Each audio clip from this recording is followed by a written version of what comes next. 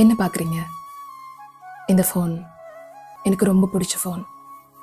என் லைஃப்பில் நானாக ஆசைப்பட்டு ஃபஸ்ட்டாக வாங்கின ஃபோன். ரொம்ப ஆசையாக வாங்கினேன், ரொம்ப எதிர்பார்ப்போடு வாங்கினேன். ஆனால் அது உடஞ்சி போச்சு. எவ்வளவோ முயற்சி பண்ணேன், பழைய நிலைமைக்கு கொண்டு வர முடியலை. இப்படி தான் வாழ்க்கையில் சில பேரை ரொம்ப ஆசையோட, ரொம்ப கனவுகளோட, எதிர்பார்ப்புகளோட நாம உள்வாங்குவோம். ஆரம்பத்தில் நமக்கு பிடிச்ச மாதிரி இருப்பாங்க. என்னடா இது, இப்படி இருக்காங்களே, இப்படியெல்லாம் லவ் பண்ண முடியுமா, இப்படியெல்லாம் ஒருத்தவங்களுக்கு அன்பு கொடுக்க முடியுமா, அப்படியெல்லாம் தோணும். நம்ம காதல் தான் பெஸ்ட்டாக இருக்கும் அப்படின்னு சொல்ல ஒரு ஆணவம் நமக்குள்ளே இருக்கும். ஆனால் ஒரு நாள் அவங்க இதோ இப்படி நம்மளை சுக்கு நூறா உடைச்சிட்டு போயிடுவாங்க.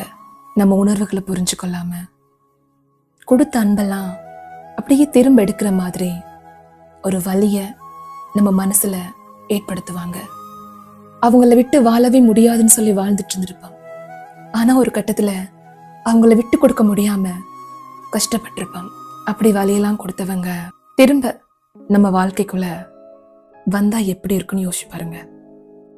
என்னதான் இந்த உடைஞ்ச ஃபோனுக்கு புதுசா டிஸ்பிளே போட்டு அழகு பார்த்தாலும், இது ஃபர்ஸ்ட் டைம் என் கையில கிடைச்ச நேரம் இருந்த சந்தோஷம் அப்புறம் கிடைக்காது.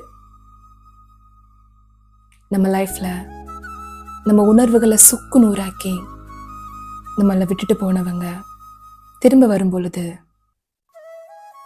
ஏற்றுக்கொண்டு வாழ்றதும் வாழ்க்கைன்னு சொல்லலாம்.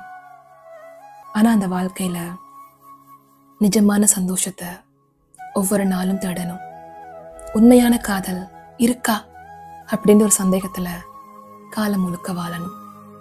யோசிச்சு பாருங்க, நம்மளை விட்டு போனவங்களாவே இருக்கட்டும், இனிமே அவங்க நம்ம லைஃபுக்கு தேவையில்லை.